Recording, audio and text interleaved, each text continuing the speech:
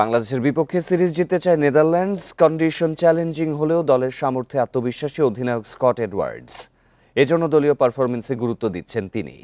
Edwards বলেছেন, সর্বশেষ one day বিশ্বকাপে টাইগারদের হারানো স্মৃতি প্রেরণা তাদের জন্য।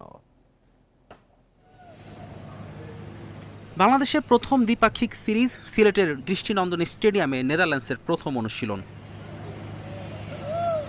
নেদারল্যান্ডসের কোচ রায়ান কুকের বাংলাদেশ দল সম্পর্কে ধারণা পরিষ্কার, কারণ তিনি টাইগারদের ফিল্ডিং কোচ ছিলেন। এডওয়ার্ডসের নেতৃত্বে ডাচ দলে আছে বেশ কজন পরীক্ষিত পারফর্মার। নবীন ও অভিজ্ঞতার সমন্বয়ে টাইগারদের শক্ত পরীক্ষা নিতে চায় তারা। অবশ্যই আমরা সবসময় যে কোনো সিরিজ জেতার মানসিকতা নিয়েই মাঠে নামি এবং ভালো ক্রিকেট খেলার প্রত্যাশা করি।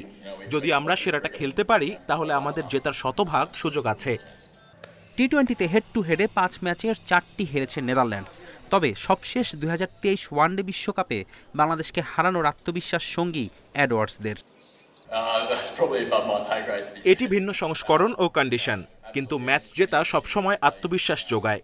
দুটি দলই অনেক বদলে গেছে, আমরা আত্মবিশ্বাসী এবং সিরিজের দিকে তাকিয়ে আছি। বাংলাদেশ ঘরের মাঠে যে কারো জন্যই কঠিন প্রতিপক্ষ। টাইগার পেস অ্যাটাক এখন বিপজ্জনক, কন্ডিশনও ডাচদের জন্য চ্যালেঞ্জিং। তবে সতীর্থদের সামর্থ্যে আস্থা আছে অধিনায়কের। সবার মধ্যে বিশ্বাস তৈরি হয়েছে। আমরা অনেক বেশি স্নায়ুচাপের ম্যাচ খেলেছি বিশ্বকাপ ও বাছাইয়ে। আমাদের যে সাম্প্রতিক পারফরমেন্স তা বুঝিয়ে দেয় নিজেদের দিনে যে কাউকে হারাতে পারি।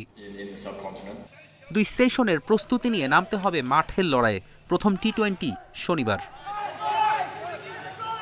ফেরদৌস ইসলাম, ইন্ডিপেন্ডেন্ট নিউজ।